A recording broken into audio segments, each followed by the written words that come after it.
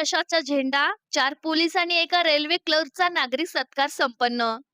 जिद्द आणि चिकाटीच्या जोरावर ग्रामीण भागातील तरुणही यशाची उत्तुंग शिखरे सर करू शकतात, हे नेवासा तालुक्यातील देडगावच्या 5 सुपुत्रांनी सिद्ध केले आहे. पोलीस दलात 4 तरुणांची आणि रेल्वे विभागात एकाची निवड झाल्याबद्दल देडगाव ग्रामस्थांच्या वतीने त्यांचा भव्य नागरिक सत्कार सोहळा उत्साहात पार पडला.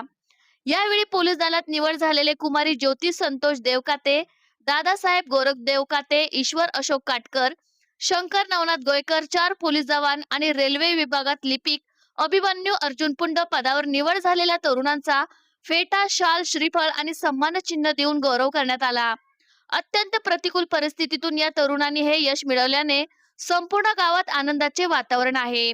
या कार्यक्रमाच्या अध्यक्षस्थानी शिक्षण भूषण बाजीराव पाटील मुंगुसे हे होते, तर चेअरमन सागर बनसोडे सर प्रस्ताविकात म्हणाले की शहरातील सोयी सुविधा नसतानाही केवळ मेहनतीच्या जोरावर आमच्या गावातील मुलांनी सरकारी नोकरी मिळवून गावाचे नाव उज्ज्वल केले आहे. ही तर तरुणांसाठी मोठी प्रेरणा आहे. आज 5 यशस्वी फेटे बांधली गेली आहेत, तर पुढच्या वर्षी याच ठिकाणी 10 फेटे बांधण्याचा योग येईल असे प्रतिपादन केले. यावेळी सरपंच चंद्रकांत मुंगसे, जिल्हा परिषद शिक्षक संजय कुमार लाड, युवा नेते Nilesh Kokare, sale tax officer Someshwar Devkate यांनी आपले मनोगत व्यक्त करत अभिनंदन करून पुढील कार्यास शुभेच्छा दिल्या. सत्काराला उत्तर देताना यशस्वी उमेदवारांनी आपल्या यशाचे श्रेय आई वडील आणि शिक्षकांना तसेच अहिल्याबाई होळकर शाळा व कैलासवासी लक्ष्मण वांडेकर गुरुजी वाचनालय यांना दिले.